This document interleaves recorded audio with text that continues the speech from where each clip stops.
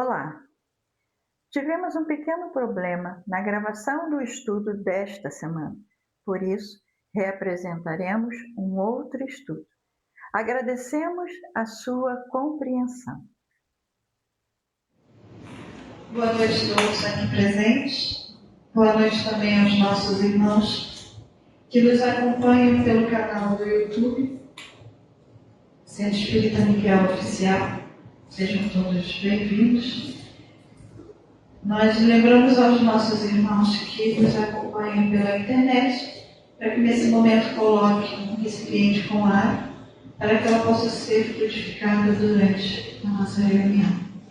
Lembramos também que após a reunião ficará uma música ao fundo para que possa ser feito fluido, fluidoterapia nesse momento das suas orações também.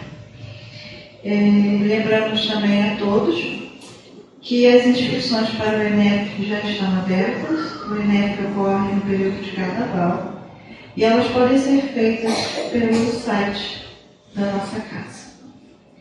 E os cursos também já começaram, É muito bom.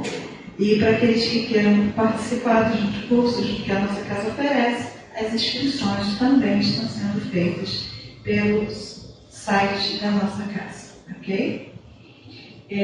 Nós vamos dar início à nossa reunião, lembrando sempre para os presentes para desligarem os seus celulares, para não interromper, ou então colocar em modo avião.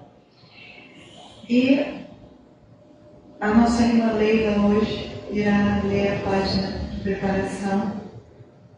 Vamos prestar bastante atenção. Em seguida farei a prece.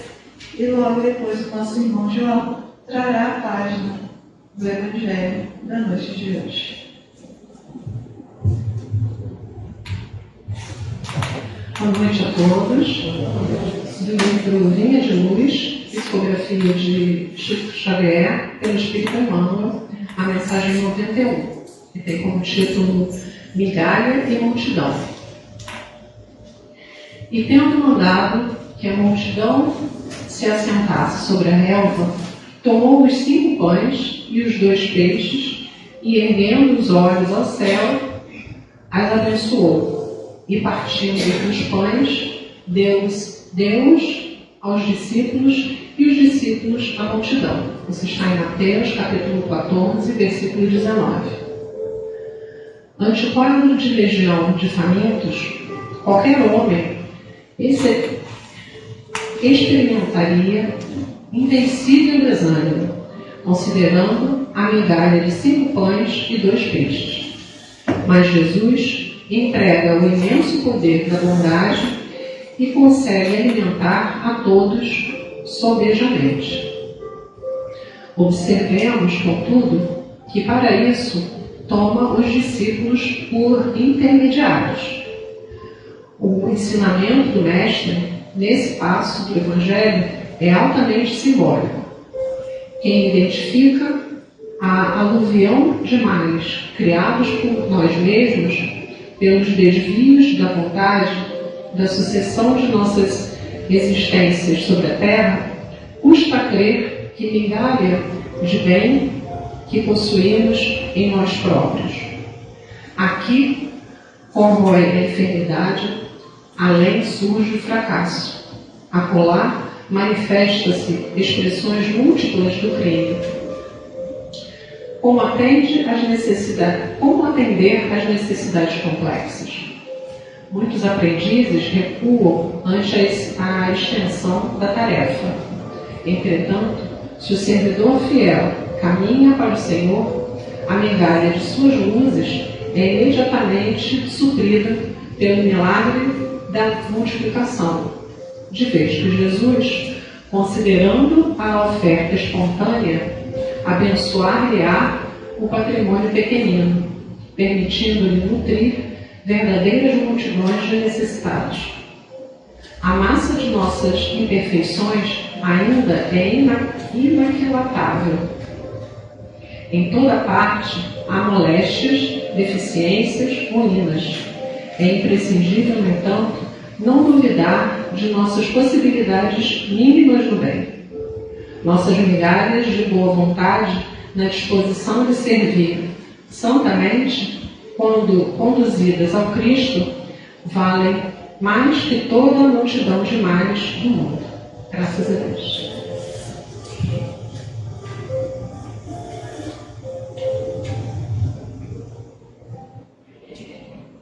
Graças a Deus. Mais uma vez, Pai, estamos aqui nesse encontro contigo, através desta casa que nos acolhe também, através desta reunião que nos proporciona todo esse bem-estar, todas essas bênçãos para cada um de nós. Agradecemos, Pai, infinitamente pela sua misericórdia para cada um de nós, onde através deste encontro buscamos receber essas bênçãos, a sua misericórdia, o seu amor, onde sabemos que Jesus, nosso grande amigo de todas as horas, nosso grande mestre, que nos ensinou como chegar até Ti, onde Tu és nosso Pai amoroso, justo e bom. E viemos aqui, Senhor, para participar de mais um banquete, através das orientações do Evangelho do nosso Mestre Jesus, onde tem a função de nos consolar, de nos esclarecer, de nos fortalecer diante dos nossos desafios diários. Alguns de nós, com as nossas saúdes desequilibradas, mas temos a certeza, Senhor, que o Teu Evangelho tem o propósito de nos auxiliar em nossa melhora, em nossa cura. Por isso, te rogamos que fique conosco no decorrer de todo esse encontro. Mas também te rogamos que essas bênçãos que são dedicadas a cada um de nós possam se estender a toda essa humanidade que tanto precisa de Ti. Que alcance cada lar, cada coração, para que todos juntos possamos seguir em Tua direção, com passos largos, para frente e para o alto. E assim, Senhor, envolvidos nessas vibrações, nós te pedimos a permissão para iniciarmos a reunião de fluidoterapia da noite de hoje, te dando graças por tudo que somos, por tudo que temos e por tudo que o Senhor, Mestre Jesus, representa em nossas vidas, hoje e sempre. E assim seja. Graças a Deus, graças a Jesus. Vamos agora ver com o nosso irmão João a página do Evangelho da noite de hoje.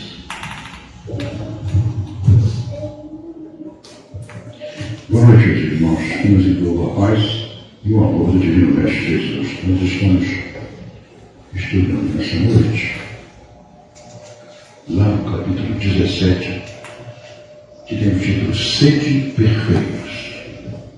Vamos estudar um tema que foi trazido a Kardec por um espírito protetor em Bordeaux em 1863, e tem o título O Homem no Mundo. Detalhe curioso: Essa expressão, o homem no mundo que ele coloca aqui, a mensagem não é para os homens, né? A mensagem dele é para todo mundo, para os homens e para as mulheres. Ele quis dizer o encarnado no mundo. Essa aqui é a realidade. Ele começa assim: um sentimento de piedade deve sempre animar o coração daqueles que se reúnem sob o olhar do Senhor, implorando a assistência dos bons espíritos. 5. Sentimento de piedade. E ele completa: purificai, portanto, os vossos corações. Não consintais que pensamentos fúteis ou mundanos os perturbem. Elevai o vosso espírito para aqueles a quem chamais, a fim de que eles possam, encontrando em vós as disposições favoráveis, lançar em profusão as sementes que devem germinar os vossos corações, para neles produzir os frutos da caridade e da justiça. Não penseis, porém, que ao vos exortar incessantemente a prece e a evocação mental, queiramos que vocês levem a viver uma vida mística. Nada de misticismo. Ele está nos recomendando aqui, mais na frente vocês vão ver, que a gente tem que viver o nosso momento e o nosso tempo. Sempre. Mas sempre baseado naquelas recomendações que estão no Evangelho de Jesus para nós. Né?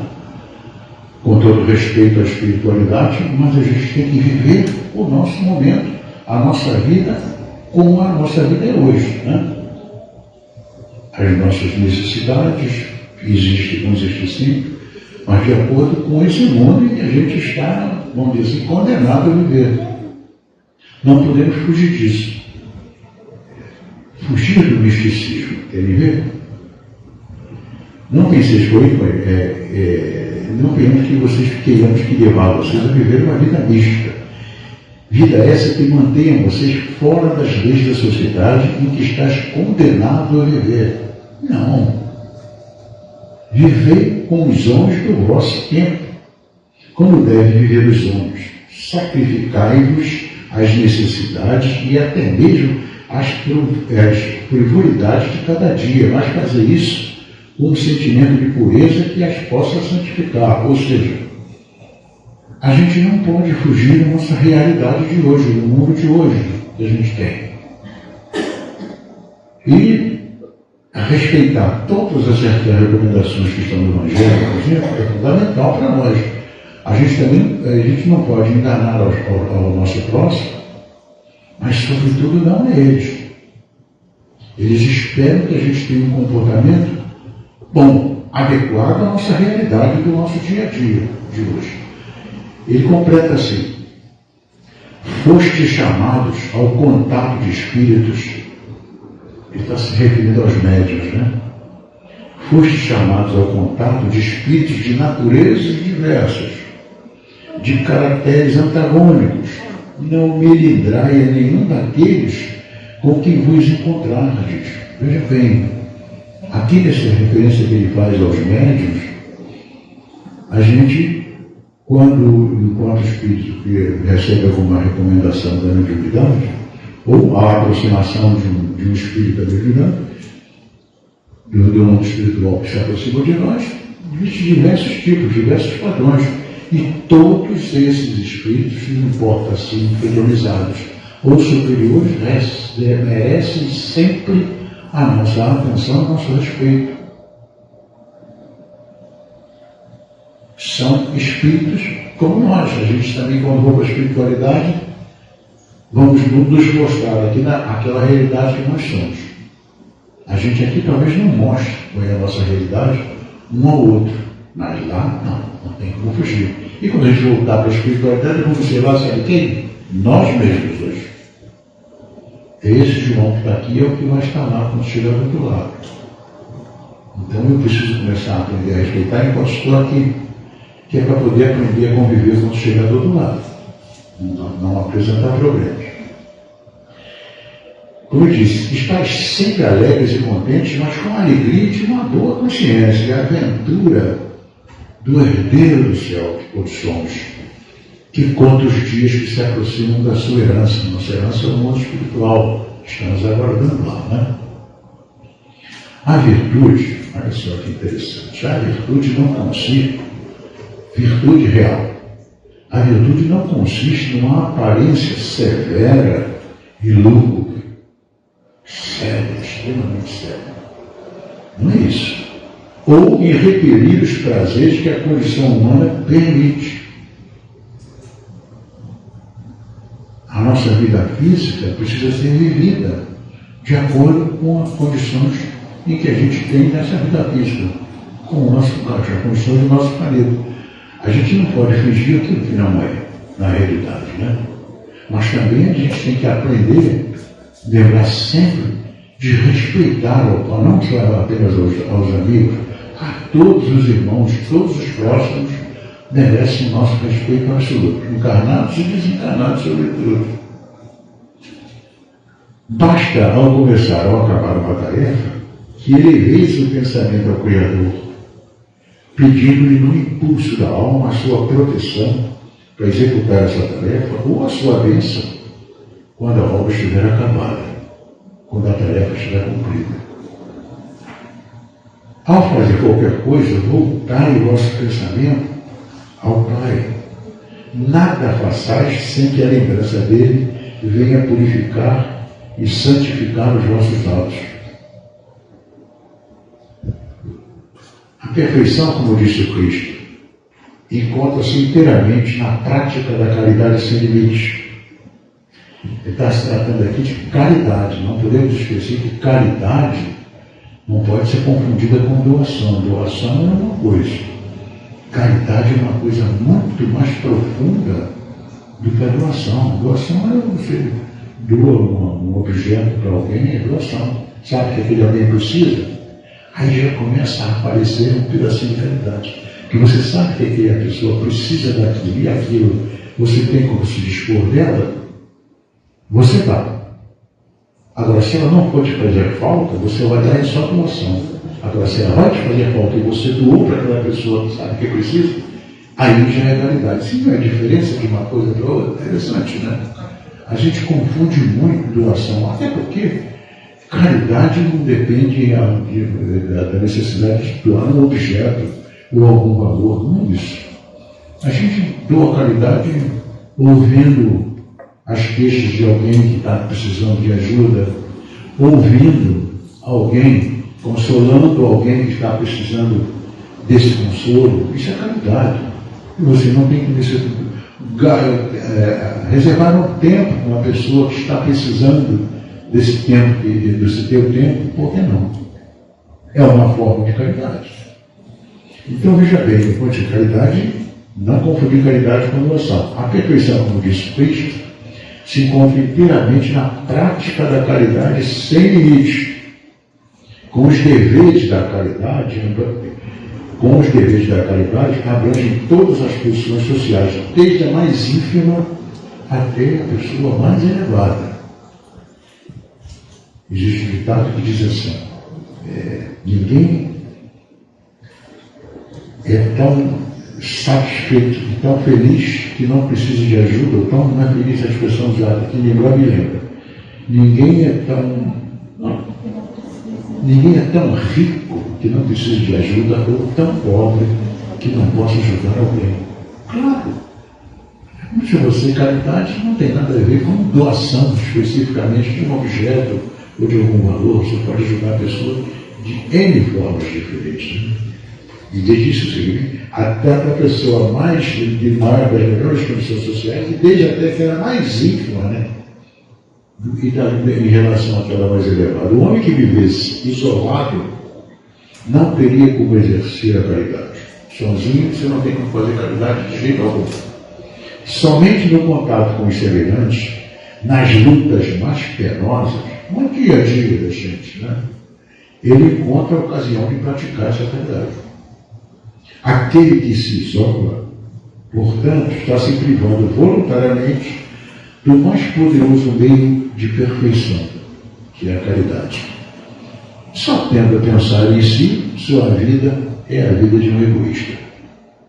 Aquele que se isola, aquela pessoa que se retira para não participar mais da maldade, e para não ver mais a maldade, se isola do mundo. Né? Na realidade é um egoísta, porque ele está aí com todas as orações que ele faz ao Pai, ele não está ajudando a ninguém, porque ele está sozinho. Né?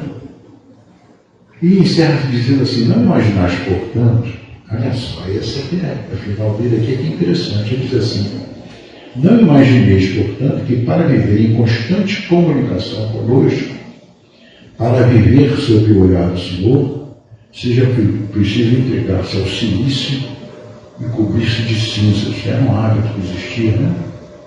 As pessoas que queriam pedir perdão a Deus. A gente já viu isso bem no cinema, em um filme que é famoso aparece isso. Um filme de uma pessoa que era ligada à igreja e que fica se escoteando as costas, né? O chamado silício era isso, né? E jogando cinzas para demonstrar tristeza. É uma coisa que se usava ao tempo de Jesus, se usava isso. E disse assim, ninguém precisa fazer isso. Não, ainda mais uma vez não faça isso.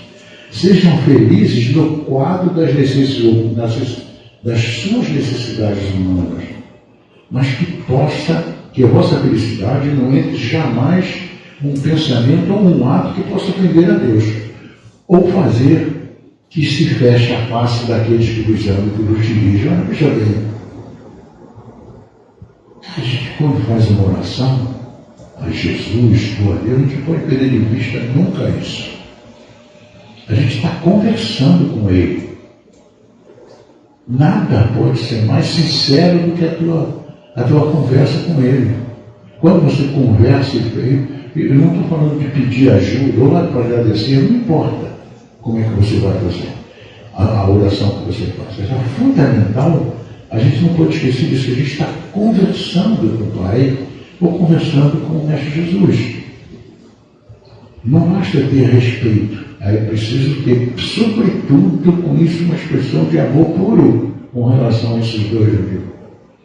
Porque se existem entidades que precisam demais desse nosso amor, são eles. Amor e respeito ao Pai e respeito ao Divino Mestre Jesus é fundamental para todos nós. A gente, nos momentos mais difíceis de nossa vida, muitas das vezes, a gente esquece dessas condições que a gente precisa ter quando precisa de ajuda, né? É só recorrer a Ele, que Ele com certeza nos ampara, sempre nos ampara, dentro das nossas condições. Agora, como o amigo espiritual ensina aqui, a gente não pode fugir da nossa realidade, desse nosso mundo. A gente tem que viver a nossa vida de acordo com as condições do mundo que nós temos hoje, com as condições de vida que nós temos hoje. Agora, lembrando sempre que respeitar ao próximo e ao Pai. Não podemos jamais abrir mão disso. Acho que é curto o nosso tema de hoje, podemos ficar por aqui. Agradecemos a atenção de vocês. Bom, obrigado a todos. De fato, é uma tarefa desafiadora. Estar no mundo sem ser do mundo, né? É bem delicado. Porque todos nós temos as nossas necessidades diárias, né? Materiais. E muitas das vezes, conquistá-las é um desafio. Né?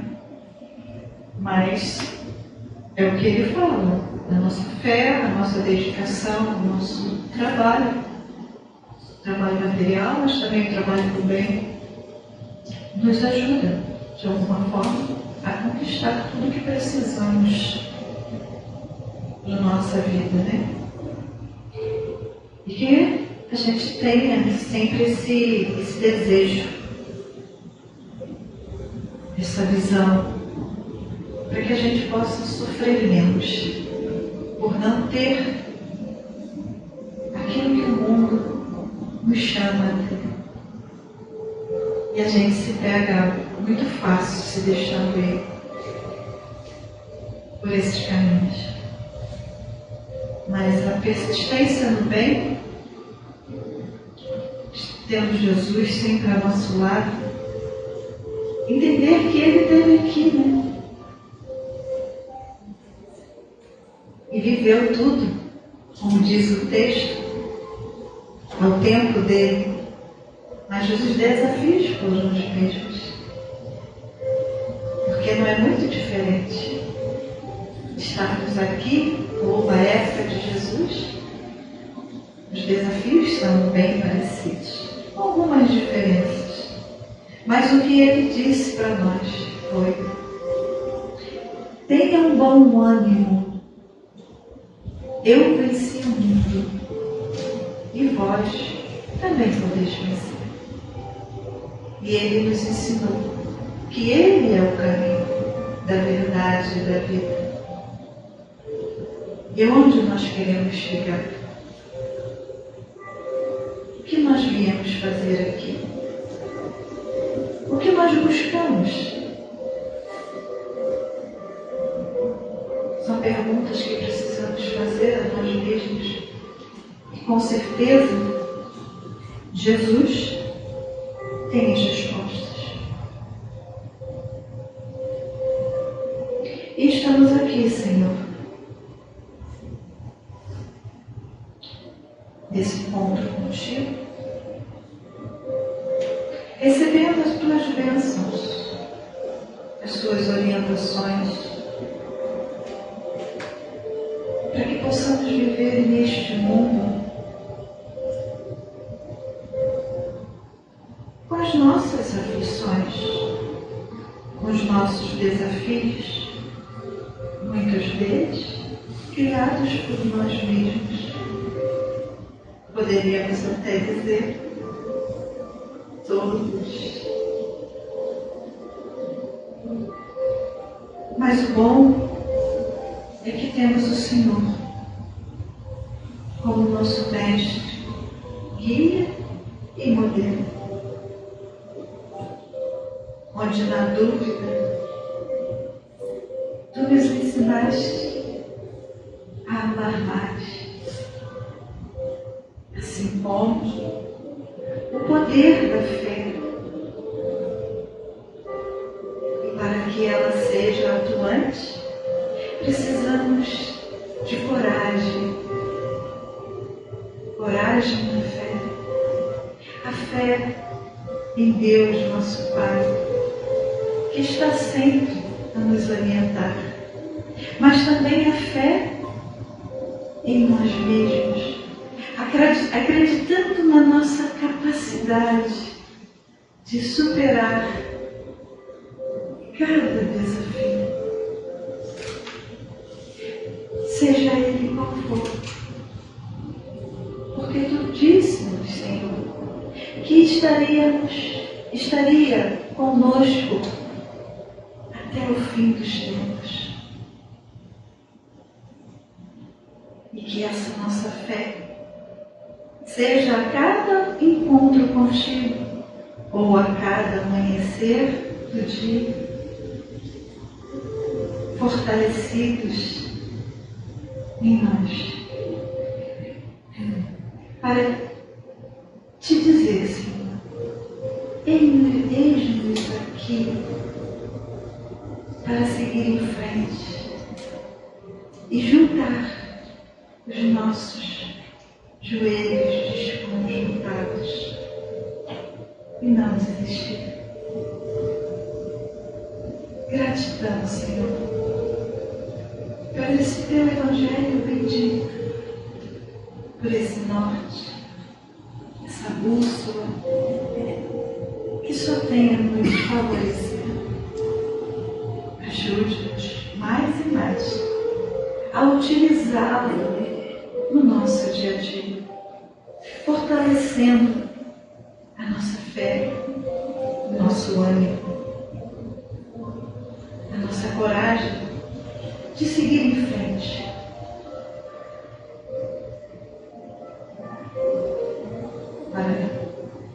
E não deixarmos ninguém amar. Por isso, Senhor, proteções que nos rodearam o tempo todo se estenda a toda essa humanidade, de encarnados, mas também de desencarnados. Que todos, indistintamente, estejam onde estiver, possam ser socorridos pelos teus missionários da luz,